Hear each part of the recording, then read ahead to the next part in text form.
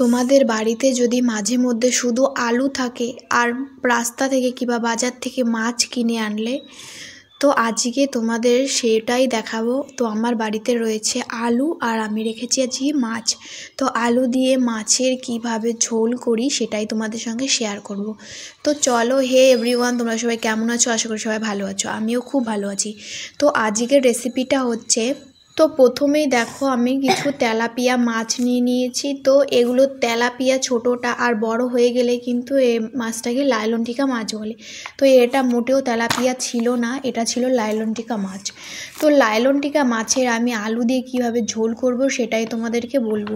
তো চলো, প্রথমে আমি দেখো মাছ ভাজার জন্য কড়াইটা গরম করে নিয়েছি, খুব গরম করে নেব। আর আমি দেখো কাঠের জালেই রান্না করছি। আর যখনই কড়াইটার তেলটা গরম হয়ে গেছে তখনই কিন্তু মাছটা দিয়ে দিয়েছি। কেন জানি না, সবাই রান্না করলে কোনো ধোয়া বেরোয় না, আমি যখনই রান্না করি তখনই যে এত ধোয়া বেরোয়। মানে দেখো আমি মাছ ভাজছি, তোমাদের পরের ভিডিওতে তোমরা হয়তো দেখবে, ভিডিও দেখাই যাচ্ছে না, মানে এত ধোয়া বেরোচ্ছে। উনুন থেকে নয়, যখন আমি মাছ ভাজবো, মাছের আলুটা ভাজবো, তখন দেখবে কিভাবে ধোয়া বেরোবে। তো চলো, আমি সুন্দর করে মাছটাকে উল্টে পাল্টে লাল লাল করে ভেজে নিয়েছি। তো ভাজার পরে এখানে দেখো কিছু মাছ নামিয়েও ফেলেছি। তো এই যে মাছ তো আমার ভাজা হয়ে গেল। তো আমি দুবারেই মাছগুলো ভেজেছি। এরপরে আমি কেটে নিয়েছি আলু, আদা, জিরে বাটা, আর হচ্ছে আমাদের গাছের শুকনো লঙ্কা। তো মা হচ্ছে কাঁচা লঙ্কাগুলো রোদ্রে শুকিয়েছিল সেগুলোই কিন্তু। আর এখানে দেখো বেগুনও কেটে রেখেছি। তো বেগুন দিয়ে আর মাছের মাথা দিয়ে ঝোল রান্না করব। তো আমি মশলাটা সুন্দর করে বেটে নিয়েছি। তো আমি এখানে প্রথমে ফোড়নে কিছু দিইনি। তো আমি প্রথমে তেল দিয়ে আলুটাকে ভালো করে অনেকক্ষণ ধরে ভেজে তারপর লঙ্কার গুঁড়ো দিয়ে দিয়েছি। তো লঙ্কা পেস্টটা যেটা ছিল আমি কিন্তু শিলনোড়াতেই বেটেছি। তো এরপর দেওয়ার পরে দেখো ঝোল দিয়ে দিলাম পরিমাণ মতো। এরপর আমি কিন্তু ঢাকা দিয়ে ভালো করে উনুনটাকে জাল দেবো যাতে তাড়াতাড়ি টকবক করে ফোটে। তো এরপর আমি দিয়ে দিয়েছিলাম তরকারিটা আবার নামিয়ে ফোড়নে দিয়েছিলাম জিরে আদা বাটা।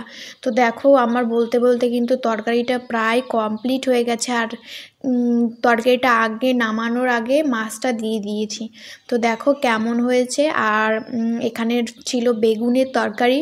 তো রান্না টান্না আমার শেষ, এবার আমার খুব খিদে পেয়েছে, তোমাদেরকে দেখাই তরকারিটা কেমন লাগছে। ভীষণ সুন্দর, সবাই বলেছিল যে আজকে তরকারিটা ভীষণ সুন্দর হয়েছে।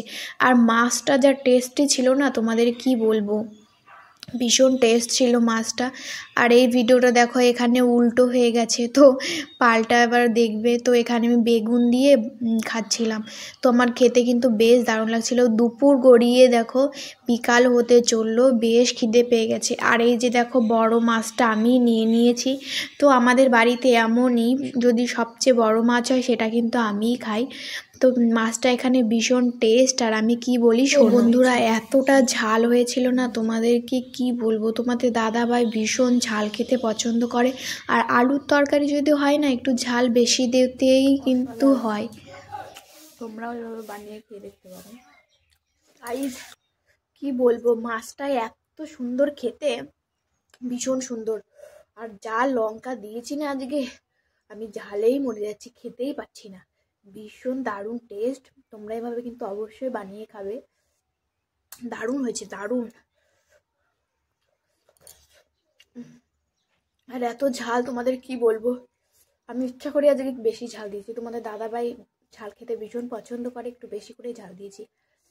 আমাদের বাড়ির গাছের আমাদের গাছের ঝাল, তো ওই জন্য মার সব শুকোতে দিয়েছে, তার জন্য। আজকের মিনি ব্লগটি তোমাদের কেমন লাগলো অবশ্যই করে জানাবে। যারা ফেসবুক থেকে আছো তারা ফলো করো, আর যারা ইউটিউব থেকে দেখছো তারা সাবস্ক্রাইব করো।